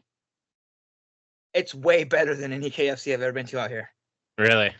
Yeah. It's like a museum and stuff for like KFC in Corbin, Kentucky. It was fucking cool. And their KFC is like, it's like the best chicken I've ever had. I don't know if it's like just because I was in Kentucky is like in my mind, but like it was way better than any KFC I've ever been to. Definitely wouldn't mind trying that out. And then Waffle House, that shit's legit. Waffle House fucks, dude. I love it. $5. I got a soda and was full as fuck for $5. How do you beat that? No, you can't. There's been so many nights where me and my buddies, because we'd go over to my buddy's house to go drink on the weekend, and he had a Waffle House across the street. So like we just get shit-faced hammered, go across the street, and like what I loved about the Waffle House is you could just be like completely blacked out, and they'd be like, "What do you want?" And you're just like pointing at the menu. Yeah. Like you don't even need to say anything, just point at the menu. It's like, you want it smothered, covered, chunked, yeah. Just with like chili, yes, yeah. Just bring it on. Come in after a match all bloodied and shit. We get the strawberry shortcake. The waiter dude, because it's just like a cook, and he's like the waiter too. He fucking had a gun on him the whole time. Oh, I bet, yeah. Not surprised. Yeah, that's the Waffle House charm. It was so fucking awesome. Like, I would go back tomorrow. Like, I loved it so much. Don't forget to grab your Glock and your bulletproof vest when you punch in. I mean, as long as I felt safe, to be honest with you. I would too, yeah. Yeah. If he fucking breaks, like tries to rob them or whatever, fuck you. Yeah, jokes on you. Right. Call an ambulance, but not for me. And then I was wearing Zubaz because I was being a complete idiot, and I was wearing like a freaking like jacket, a Zubaz pants, cowboy boots, like trying to look like a stupid to complete wrestler idiot. And the lady's like, "I gotta ask you a question." I was like, "What's up?" She goes, "Why are you dressed like that?" Nobody dressed like that around here. We just wanted to know. And I was like, "I'm a professional wrestler." She goes, "So you dress like an idiot?" I was like, yes. Exactly. Yes, ma'am. Exactly. That was such a fun trip. So much fun. Oh, I can't wait to go back. Is that the furthest that you've traveled to wrestle? I think so. Iowa? Is that further? No, I think Kentucky's more east. Yeah, I think Kentucky. Nice. Oh yeah. We're supposed to be going to Florida. Like TWF as a whole is going to Florida. Nice. What are you guys like? Oh no, you said TWF as a whole. Well, that's cool. Yeah. So like, are Jake you guys trying to like run a show in Florida under the TWF banner? I'm not know the logistics of it and like when it's gonna happen, but I know that it's in the works. I wonder if you guys would be able to do like a week-long tour out there, like work because you could stop off at Texas and then. Yeah, like I have Ricky Mandel from Lucha Underground. Mhm. My buddy, and like he's living out in Florida now too, and like Gangrel has shows out there and stuff like that. And Gangrel does shows at Lodi. So I'm sure Realm of Honor Realm or of Warriors. and Realm we're of there. Warriors. So I'm sure we could just hit him up and be like, hey, we're coming into town. Can we wrestle for you? We'll see. Like that would be cool. Just like I want to go to like baseball stadiums and football stadiums when we're there. Because I'm like that's my dream is to hit every baseball stadium there is. So hopefully it's like in the summer that I can do that. Yeah. I don't know how big Florida is to be able to go to Miami and where's the other one? Marlins are in Miami. Tampa? Yeah, Tampa. Devil Rays. Devil Rays. Pulled that out of my ass. I fucking Right? Kind of surprised. I was thinking about it. It's tight. It's like what? What? Oh, my butt? What? You're thinking about my butt? Is what you said? No, You said I I'm didn't say thinking that. about it. I didn't. No, I was saying I was thinking of the name. Hetero tag team partners. We're definitely a hetero tag team life mates. So just out of curiosity, what do you have like a guilty pleasure for a TV show? Guilty pleasure. 90 Day Fiance. Me and CJ, that's me and CJ's jam. Like that's like when we go to the gym together, that's what we talk about, 90 Day Fiance. We don't talk about wrestling. We don't talk about Fiance. Talking about the things that matter. Right. Like that's like, can you believe that? Can you believe this? My wife is just like, because she goes with us. She's just like, yeah, oh my God, I can't believe she would do that. Like, oh, what is my life? But like, I love it. Like, I don't miss it any Sundays ever. I feel that. And there's like 40 of them now, like 90 Day Aftershock and 90 Day before this and after that and around that and up there and down there. And I watch them all. I like Love on the Spectrum. Yeah. My wife watches that too. That one's pretty good. Those dudes are Chads, dude. Like they don't give Right? a fuck. No, I love all their personalities, and it's just like you said, they're Chads. Just like nothing else matters other than like the way that they see it. Right? The one that was like his mom was giving him like a birthday speech about how she's so proud of him. He graduated college and stuff, and she's just talking. And he's like, "Excuse me, when are you gonna be done talking?" Right? They just think it and they say it. I'm like, I'm so jealous of you. Yeah, that would be good for like if you're cutting promos and stuff. Like you'd use it to your advantage. I would imagine. And then there's Seeking Sister Wives. I don't know if you watch that. Yes, I haven't seen watched that one. it. Love After Lockup too is a good one. That one too. Yeah, I watch. I got problems. My wife, like, at first I was like, these are so stupid. How do you watch these? And then I get slowly sucked in. And then like Down Below or Below Deck, one of those two. Oh, It's my like, aunt watches that. Where they I like work the party boats for like rich people that come on. Yeah. Johnny Damon was on at one time, and I was like, oh, I'll watch it for Johnny Damon. And then I just got sucked in and never got out of it. Can't get out of it now. Have you ever seen the show Heels? Yes, yeah, the guy, the Arrow Kid. Yeah. I'm hoping they get to a season 3 because I haven't seen season 2. Mostly because it's good on Netflix. It's going to get a season 3. I saw that they got signed up on there. They're like putting the older episodes up on there because I watched it when it was on Stars and like it's actually a really damn good show. Like really well written. I liked it. Like Punk's on there. How can you not like it? What's that? CM Punk's on it. How can you not like it? Yeah, dude. The one scene where they have the drone fly out and then it just like sprays all the blood in his face, dude. I got fucking weak because it was just like a taxidermied like skunk or like squirrel. And it like it like comes out and it like the guy's like looking at it all weird and then it like spits blood on him and he's dude. Vanguard 1. Oh That's my the upgrade God. of Vanguard 1. What's that? Upgrade of Vanguard 1. Fucking whatchamacallit? It's Matt Hardy's fucking drone that he had. When he was broken, Matt Hardy had a drone. Oh, I didn't know you had a drone. It was called Vanguard 1. A drone. And it would like do stuff. It would like project stuff and spray things at people. And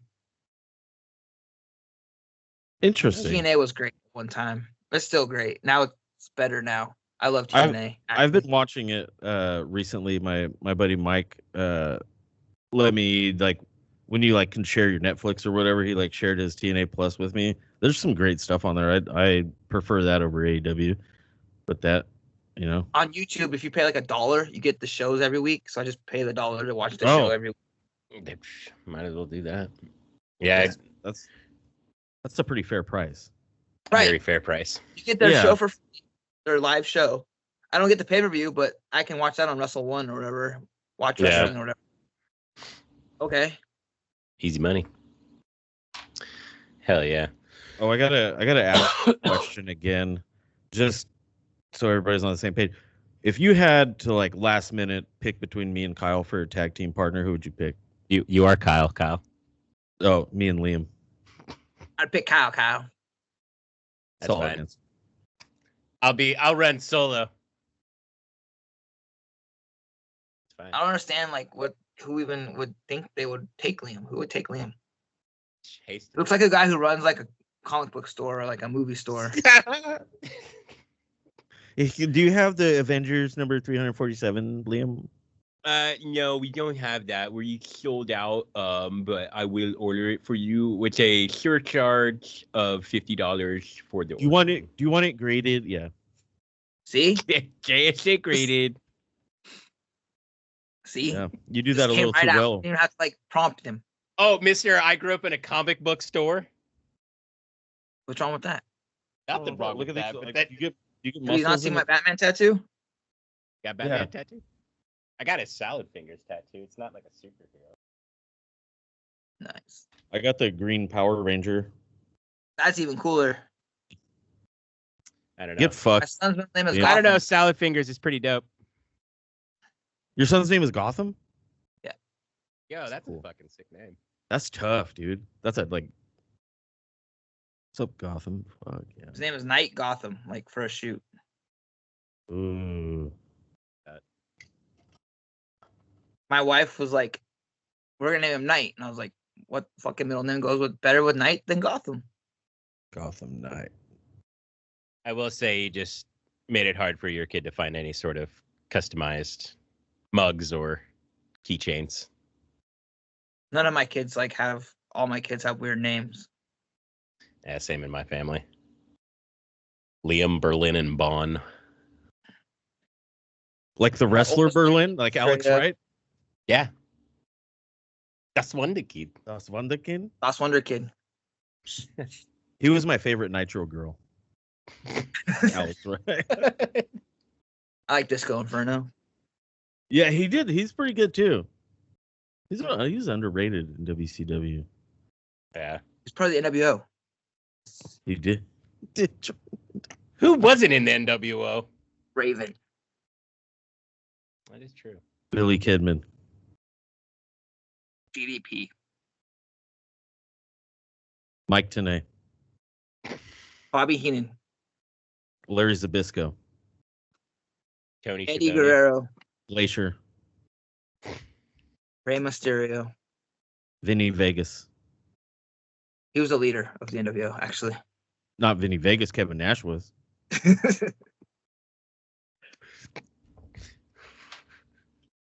The Just keep going. The Yeti. the Yeti. Dude I work with went to school with him. Really? Yeah, I guess he's from San Jose. Huh. Reese. Yeah, he was a big dude. He had like the shortest T-Rex arms you've ever seen in your life. That's why when he was the Yeti, he couldn't get his arms all the way around Hogan. For a shoot. What was the other guy? Not Berlin. The Wall? Yeah, his security guard. Yeah, the Wall. Or the Wall. Yeah, Berlin is Alex Wright. Yeah. Yeah. I was trying to remember the Wall. the most racist gimmick ever. They're supposed to be Nazis. Well, I think there is one out there that. What was his name, Kyle? Oh, I don't remember. I don't remember his name, but he had like a luchador mask and it had a swastika on the front. That's freaking Anvil. The Stormtrooper was his name. Was it Jim Neidhart? What? This just turned into Dark Side of the Ring. Right somewhere in there, like somewhere, he was a Nazi dude. Oh man. Yeah, he was the Stormtrooper. Wow. I'm having revelations here. So you can tell it's Jim Neidhart. Probably could tell by now that you've mentioned, and then because I have the picture imprinted in my head now, I can see it. Oh man, that is wrestling was wild. Was it Memphis, I think, or like Florida? There was some back east, yeah. Couldn't get away with that today. No, sir. No. I was really surprised. I can't remember which pay-per-view it was, but when Gunter was coming out, they just had like the red tapestry. The two red banners? I was like, whoa! Holy shit. Oh, they definitely were nodding at something with him. What's the difference? What's that? They do it in Star Wars. Man, that's true. Well, I think. And he's Austrian. He's not German. That's true. Well, that makes it even a little bit more nodding, or more nod towards a certain person. Yeah, we don't talk about him. Yeah. We will talk about the 209 Kliq, though. The greatest group of all time in space. Yeah. It's the NWO prototype. Right? We're the originals. The everlasting. I think, yeah, like you were saying earlier, like that it could just go forever. Like there's nothing like about it that needs to be worked on or improved on. It can just go. There's things that like people want to add more members and stuff, and I'm always like, no. Yeah. Timeless. There you go. That's what I was gonna say. It's like a timeless thing that would just. Yeah.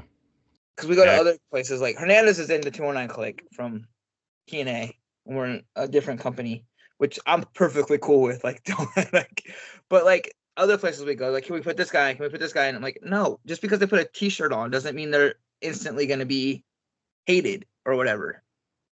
I just don't. I want to water it down for sure. Like that's my biggest problem. And I want it to be a real friendship. I want people to tell that I'm actually friends with these guys, not just, well, he's in our group because he's in our group. No, I want there to be like, oh, that's my actual friend. They're in the group. This guy's in the group because he's my actual friend. You see him with me everywhere I go. Like Assassino, like TWF, we hate him or whatever, which is different. But like everywhere else, he's in the group, and he's legit my friend. And like he legit drives me to every show, and he like legit, he's. Like he called me right before I went on here because he don't know what the fuck he wants, but he called me right before I went on here. What but you like, thinking about? You know what I mean? It's a real thing. Like I talk to CJ every day. I talk to Matt every day. So it's not like I don't know. You don't want that authenticness to be diluted. I don't want some guy that just because they wanted to be a heel to join our group because they wanted to be a heel. And I think that ruins it. Yeah. What do you think makes a good heel? Like obviously getting into the fans emotionally, but like what do you think like specific? I don't know about specifics, but like can't even think of this fucking question. Believing that you're not wrong. The good guy is actually the bad guy. You know what I mean? Mm-hmm. Like my feud with Flacco. He came to our company. How dare you come to us? You didn't want to be here before I came here. Without me, you'd still be wrestling other places talking crap about this place. Why are you following on my footsteps? And then I go to Kentucky. You follow me to Kentucky for my title? Like, why? Leave me alone. You You know what I mean? You can't do this on your own. You're hanging on to our name to make yourself relevant still. Like, that's how I feel as a character, not like the conviction behind it. Yeah. Right. Yeah. Like, why are you? Who the hell are you? Am I wrong? No. But people love Flacco and think we're the jerks. But he came to our company. He started this. He stuck his nose in our business. We didn't come saying, oh, please, Mr. Flacco, come to TWF. We need you. Save us. No, you came to us in the 209 Kliq. And you stuck your nose in our business when I won the title. You had no business sticking your nose into. Now you don't even want to show up. Now you don't even want to show up. But I truly believe the 209 Kliq isn't as big of assholes or whatever without Flacco. Like, I don't believe we're the group that we are without Flacco. No, because I do. Go ahead. Flacco is like the Hulk Hogan to our Macho Man, I guess. Yeah, I could see that. Because, I mean, I know we touched on this last time when we recorded, but your baby face is only going to be as good as your heel. Like, your heel needs to be able to make your baby face look even, I wouldn't say even better, but like, if your heel isn't like a turd that you want to boo, like, you're not going to rally behind the baby face. Right. And Flacco is the greatest baby face in this whole area. No fucking question about it. And Flacco can make a crowd love and hate him like that. And there's not many people around that are as good as Flacco. Like, Flacco deserves to be in the Hall of Fame. As much crap that I give him about being in this fake Hall of Fame, he deserves to be in the NorCal Hall of Fame, because for however long since I was a kid, he hates when I say that, but as long as I've been a kid, he's been a top guy everywhere he goes. Yeah. He's the standard for a baby face in this area. And until he walks away, there's nobody taking it from him. Nobody. Do you think do you think there's anybody that's like up and coming that's going to be on that level? Paris could definitely be on that level, but I don't see Paris being here very long. There's maybe Assassino. CJ Dirt. Yeah. That irks the shit out of me, to be honest with you. Because CJ is like, I hate it. Like, we walk through the curtain, people cheer him. That's me. Like, what? Do you not know, like, we're assholes? Do you not understand that CJ's an asshole just like me? He's legit one of my best friends. Like, I don't know if you've seen that mullet, man, but that thing is radiant. I love that mullet. I helped brush that mullet in the back. That mullet is amazing. Teasing it out in the back. I tease it up for him just so that it looks as good as it can. I get the hairspray out. I tease it for him. Give him some I try to make CJ look as best he can. But for real though, I could see CJ as being like the next Flacco within the next couple of years. But he's not gonna be. He's not leaving the 209 Kliq unless we decide that we're tired of being bad guys and we become good guys. Dirty face. I don't see this 209 Kliq ever breaking up. It's gonna be me, Freeman, and CJ till the wheels fall off. We can have other players in and out, but me, CJ, and Freeman till the day we die. That's the core right there. That's the Kliq. And then there's other guys we add to it, and there's guys we're going to take away from it. But just like the NWO, it doesn't work without Hall, Nash, and Hogan. Yeah. And the NWO doesn't, and the 209 Kliq doesn't work without Michael Shawn, Matt Freeman, and CJ Dirt. The only time that like the original wasn't as good as the replacement was the Four Horsemen that had Barry Windham. Yeah. Yeah, not the watered down. Maybe DX. Paul Roma. I like Pillman, Benoit. I liked Benoit in there for sure. Yeah, Benoit definitely deserved to be in there. Yeah. Brian Pillman was amazing too. Like, Brian Pillman's seriously underrated too. Yeah. Have you watched his son, Lexus King, at all? Yeah. Dude, he's doing. I've really enjoyed his character in NXT. Like, he's really good. I know Booker T's like hella hyped about him because I know he wrestles in like reality wrestling or whatever. Yeah. His reality stars of wrestling or something like that. Yeah, he's always putting him over though. Like even when he's like not even the topic of conversation, just just brings Lexus King into the conversation. Brian Pillman Jr., brother. Yeah, that's the part I don't like. Why change his name? He's Brian Pillman Jr. Probably to distance himself from his dad, maybe. But he's part of the Hart family, technically. Yeah, that's true. Why not play off of that? Pillman was in ECW for a little bit too, right? Yeah. Yeah, okay. I was making sure I wasn't imagining that in my head. He was threatening to pull his dick out in the middle of everybody, and then Shane Douglas came and stopped him.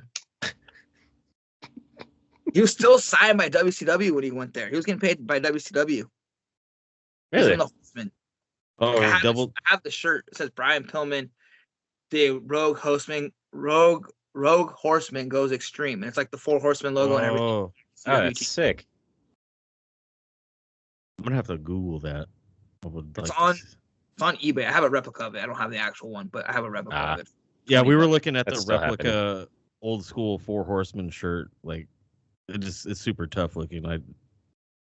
You can get it on like T-Bubble or whatever. Yeah. Yeah, definitely want to get one of those. I get like a bunch of old like ECW shirts all the time. There was one guy that we saw that had a ECW style shirt last night. It was that Princess Deathmatch dude. Hmm? Their name was Princess Deathmatch, I believe. Yeah. Or something like that. But it was like a ECW logo facsimile close to it. Right. Who rips other people off? That's bullshit.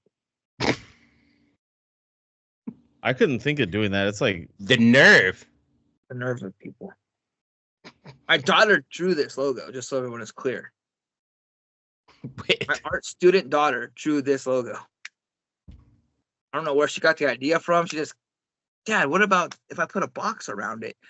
Wow, babe, that looks amazing. Good job. It kind of looks like graffiti or something. Yeah. Because we live in Stockton. Yeah. That's where she got the idea from. We live in Stockton. Graffiti is everywhere. Makes sense. Makes sense. Adds up. Checks out. And you're from the 209.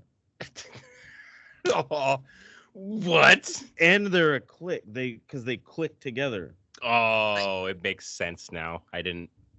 We're a group. We're a Kliq. Does that make sense, Liam? You know what? I'm now caught up to speed. I guess it went over my head earlier. But thank you. I don't know why anybody thinks we got this from this other group of like old guys, but we didn't. We got it because my daughter went to art school and was like, "Hey, what about this, Dad?" And I was like, "That is a great idea. Great idea. That looks swell." He's a genius. Frame it and put it on the fridge too. Did. Hell yeah. Oh man. Oh, so next week you got your rematch with Landon Ramos at Summerfest. I have my rematch. Does Landon have his rematch? Why do I care about wrestling Landon? I beat him. I won the TWF title. Were you not there? You were there. I beat was Landon there for the TWF title. You did. All on my lonesome. No help. He did it. No outside interference at all. Never. Right down the middle. Did the referee see it? That's true. Ray did not see it. Ray's the worst referee in the history of referees. Look, when you're reffing every single match, I'm sure you're gonna miss a thing or two here and there. Well, I know Landon's cheating is what kids freaking keeps getting missed. Why is the hair pulling? Exactly. Why did he says, "Oh, you don't have hair"? Who the hell is he to tell me I don't have hair? Maybe you're somebody that wants to have hair and I identify as someone that has hair. Exactly. Me too. See, Kyle understands where I'm coming from. I can't say I have that problem. It's just I don't have hair. It's some bull crap that, but no, wrestling Landon is pretty exciting for me. I feel that me and Landon have really good chemistry together. I don't like him at all. We've invited him to join the 209 Kliq multiple times, twice, because G, for some reason, thinks that he'd be a great addition. And I keep telling G no, but G's like convinces me, and he's turned us down twice, and he's going to pay for it this time. I'm tired of, because he's G's former friend, former client, I feel bad for him. So I go easy on him. And but it's over now. Like, I'm done. Like, you want to join the Kliq? We've asked you multiple times. You keep disrespecting my friend G, who used to be your friend. And now time is now. I beat you for the TWF title. I don't know why we have to have this match, but I'm going to show everyone that the past is in the past, and the 209 Kliq is 100% now, and the present, and the future. And Landon can just go on his little merry way and go wrestle the freaking I don't even know who he could go wrestle, because the 209 Kliq is going to take over everything. We're going to get the TV title. We're bringing back the world title, and we have the tag titles. So we have all the gold. We have all the gold. We're the best team. We're the best thing going. And Landon just needs to get in line and join us or get ran over by us. Ever since I was a little tired kid, of trying to be nice to all these dudes. It's either join us or get ran over by us. Ever since I was a little kid, I always dreamed of joining the 209 Kliq, and for somebody to turn that down and take my dream away from me, right. I'd quit this. If I got to join the 209, I would quit this podcast. Oh wow, Kyle, just leave me in the fucking dust. Bring out Camacho. Kyle, I heard there's a little rumor going on that maybe that you might be coming to the Dragon's Den.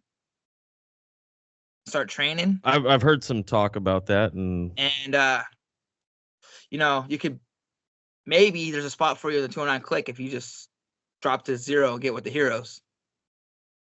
Wow, thank you, Mike. We have our own podcast. We have the 209 Kliq cast. You can join our podcast. Yeah, but are you weekly? I'm gonna put in my. How many stars do you have? Besides myself and Matt Freeman. Besides myself and Matt Freeman, what stars have you had? I'm my own star. I don't need to gaze at any other stars. I gaze at myself. I'm just saying, you could drop this 0. I think I'm gonna put in my 2 weeks. All right, I would go get me Camacho. Then I'll bring that weirdo, that goofball. Camacho? Yeah, El Camacho Verde. Good for you too. What's that? Camacho's too good for you too. You need to lower your standards. Damn. Well, you know what? What they say? Shoot for the sky, and you land on the moon. Maybe Flacco, that one. Your co-host. There you go. Flacco don't even like his title or anything, so he's got nothing going on. He's got free time, obviously. Got all the time. He's not a defending champion like myself. Fighter champion. That's what you are. I'm the greatest champion in TWF history. Franchise. What other champion is taking the belt international? None. Nobody. Me. Michael. Him. Who shows up to every show and defends his belt? This guy. Who beat Drake Frost? To Who be beat fair, Landon? Didn't Drake Frost beat you too? Whoa. Why you gotta bring up old shit? Hey, I'm just saying. I'm just being fair here. Where is Drake Frost? Where's Glassjaw McGraw? He should be back sometime soon. Him and his glass jaw. Well, that was horrific. I don't wish that on anybody. I feel so bad for him, to be honest with you. Oh. Terrible. Freak things happen. It just sucks. Because for a shoot, Drake is one of the nicest people there is, and it just sucks that that happened to him. But I hate him.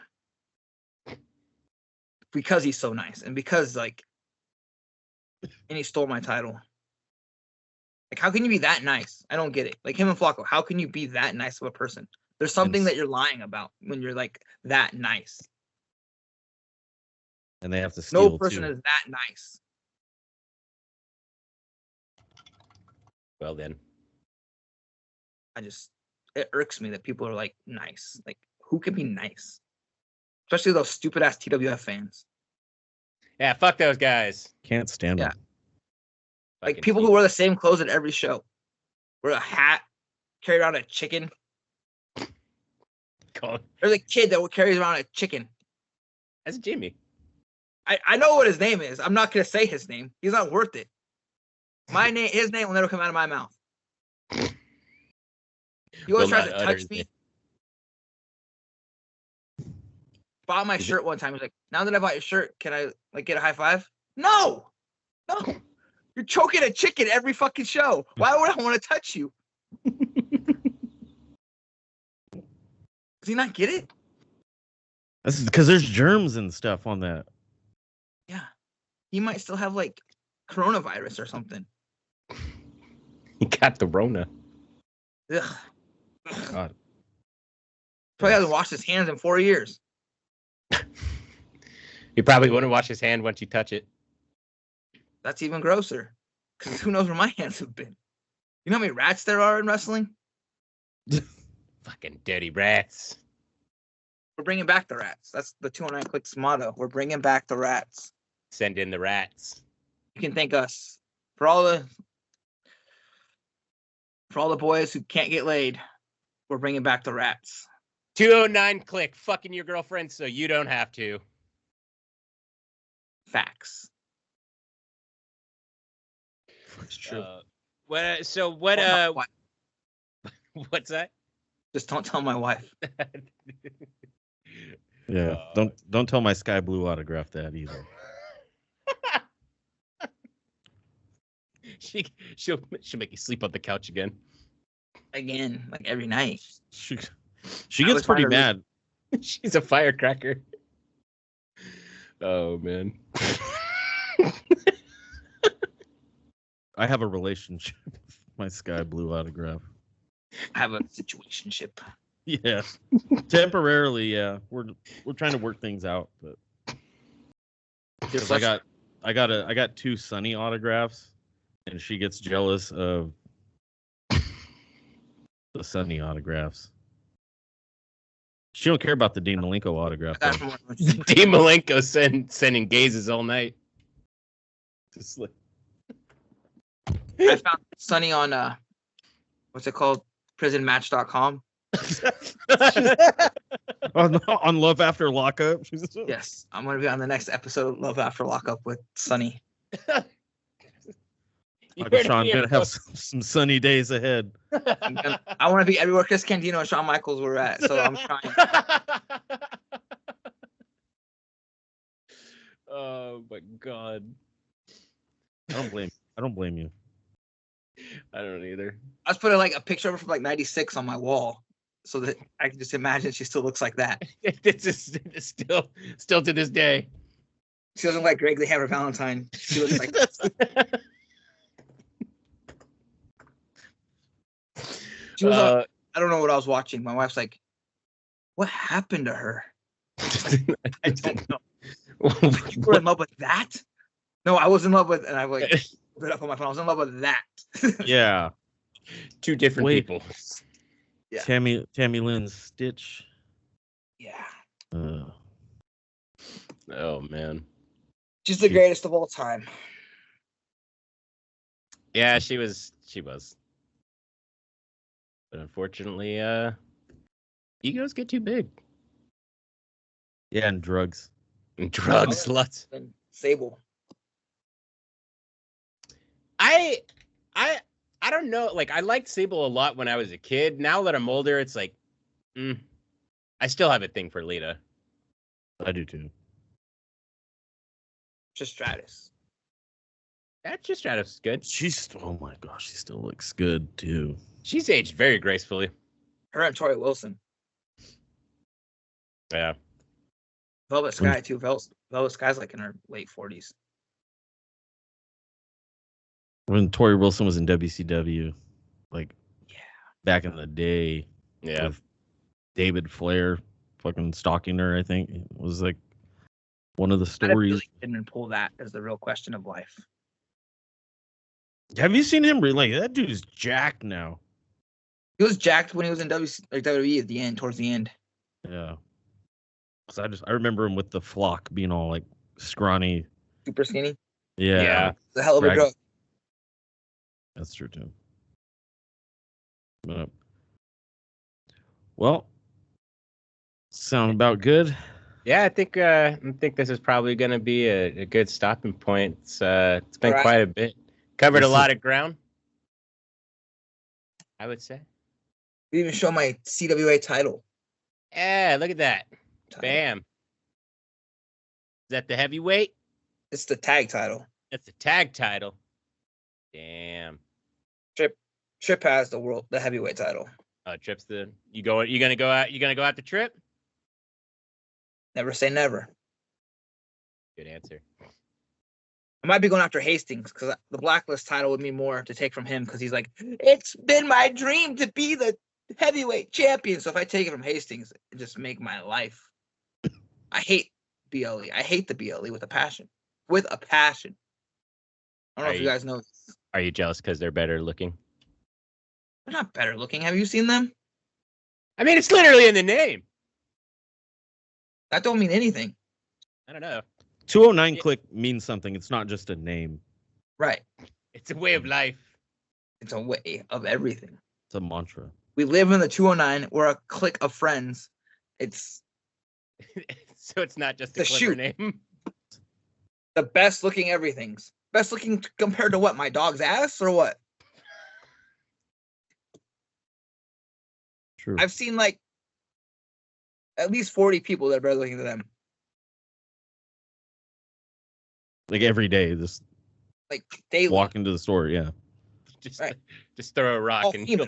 Don't get me wrong, but female dogs look better than them. Oh, do you have any other events coming up outside of the Lumberjack match and Summerfest? I have APW Nevada in Reno on August 17th. And then on September 1st, we have the Taco Fest in Woodland, Lincoln. I think it's the same thing at the casino. Oh yeah, the Hard Rock Casino. Yeah. And what else do I have? I don't know. I just show up places. Like I just have shows and matches and I forget where they're all at. I know I have Blacklist coming up. I don't remember what date it was. It got switched. It was supposed to be August 31st, but I think it got changed to September 6th, I believe. Ooh, that's my birthday. It's gonna be in Los Banos. Fuck, I don't know. I just wrestle. I don't know. I get dropped on my head a lot. Like literally, unless you send me the poster or like CJ reminds me of what show we have coming up, I don't remember. Freeman's worse. Like I have to remind him what shows are coming up. Like I think he forgets we even have Summerfest next week because he's like, I don't know. Who am I wrestling? The bike. Oh yeah. Okay. Be his best friend. It's his fun time in life. It's great. You should try it once in a while. Gladly. I know Kyle would love to as well. Very much. He's a good dude. For a shoot, he's a good dude. Yeah. People think he's something. He's not at all that person. Yeah, because he's really good at. People think he's like an asshole or a racist and all this other shit. And like, if you knew the real Matt Freeman, that's not him in the slightest bit. Like, he has family that is like ghetto as ghetto can be.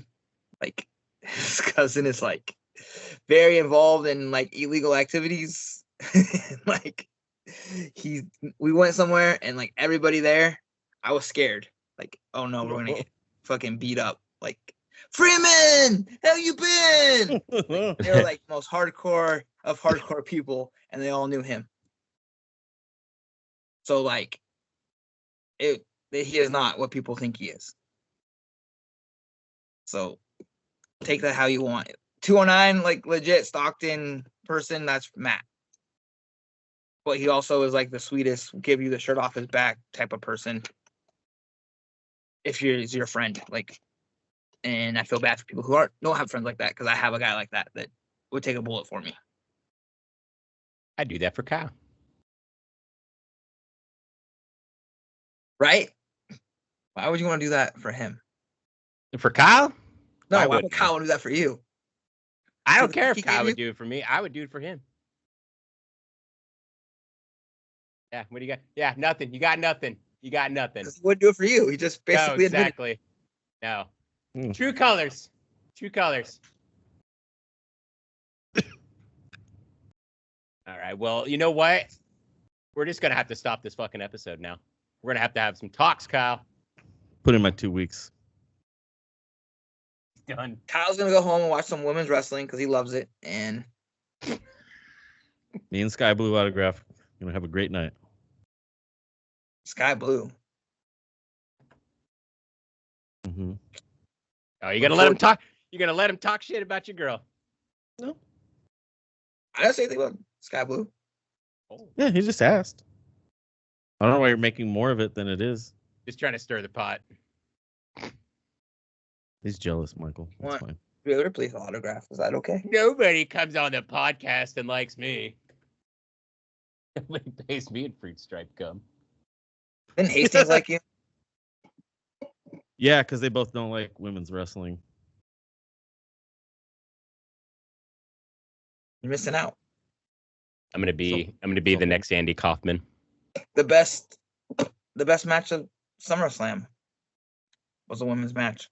It was the Rhea Ripley and Liv Morgan match. That was actually a really good match. So yes, I do watch women's wrestling, sir. CM Punk and Drew McIntyre was the next best match. We didn't get to finish all of it. Yeah, we went to that promotion in Atwater. And well, there's this thing called Peacock, and you had all day to watch it today. You don't say. You need to support your local professional wrestling company, the World Wrestling Federation. They need all the money they can get. Exactly. They got big dreams, big aspirations. Someday they'll do something major. You just watch. Someday they're gonna revolutionize something. It's gonna blow up. Yeah, they might even get on Netflix. Fox. Yeah. Oh, man. Oh, thank you, Michael, for your time. We really appreciate it. Dude, thank you again so much, and appreciate your flexibility working with our Mickey Mouse Clubhouse style podcast here. You guys just need to get your shit together. Yeah, Liam does. I'm jumping ship, I think. It sounds like Kyle's already got 1 foot out the door. You need to talk to Flacco, and maybe, just maybe, you can have him as your co-host. Yeah, replacement. Because obviously he's not doing anything important anyway. Well, can't even defend his title. True. We'll see. But yeah, thank you again, Michael, for coming on. We appreciate you coming on, and for you listening, we appreciate you listening if you made it this far. We are now on YouTube also. I don't think we've mentioned that. We're now on YouTube since we started doing the video casting. Give us a follow on there, share our stuff, give us a follow on Spotify, all that good stuff. Give us a like, Instagram. I watch you guys on Pornhub. You guys still on Pornhub, right? Yeah, we're on Pornhub. Yeah. You got it, but you got to be a part of the premium videos. You got to pay for the subscription. It's under the compilations. Nice. Search. Yeah. Or tech.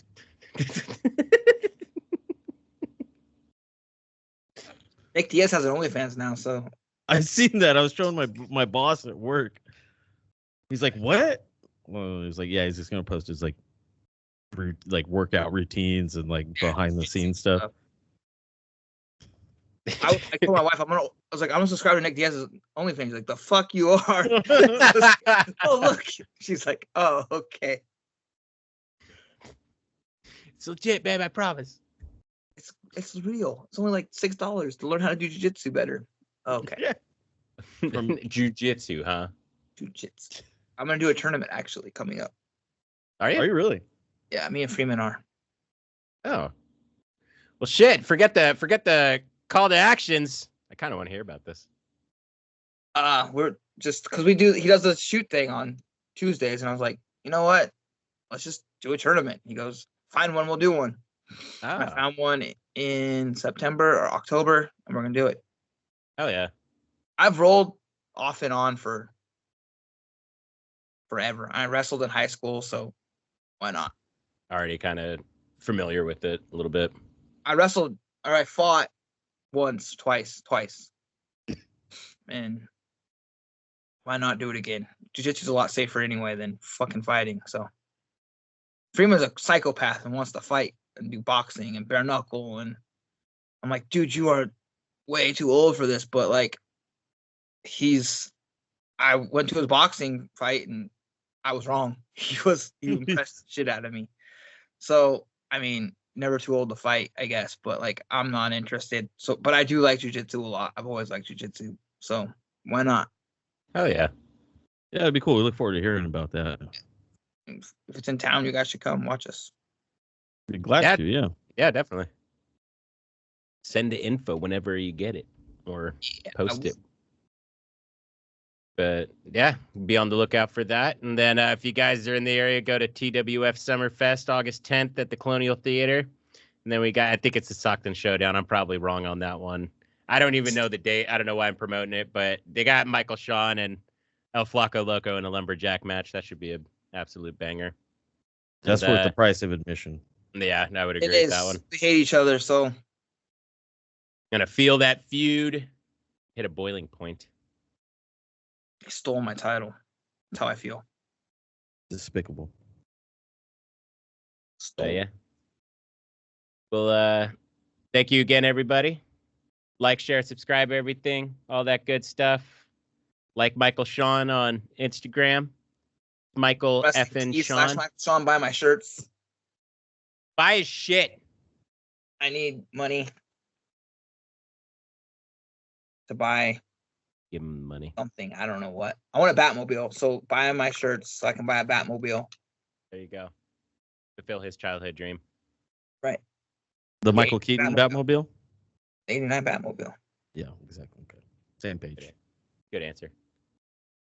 All right. Well, thank you again, guys. We'll catch you on the next one.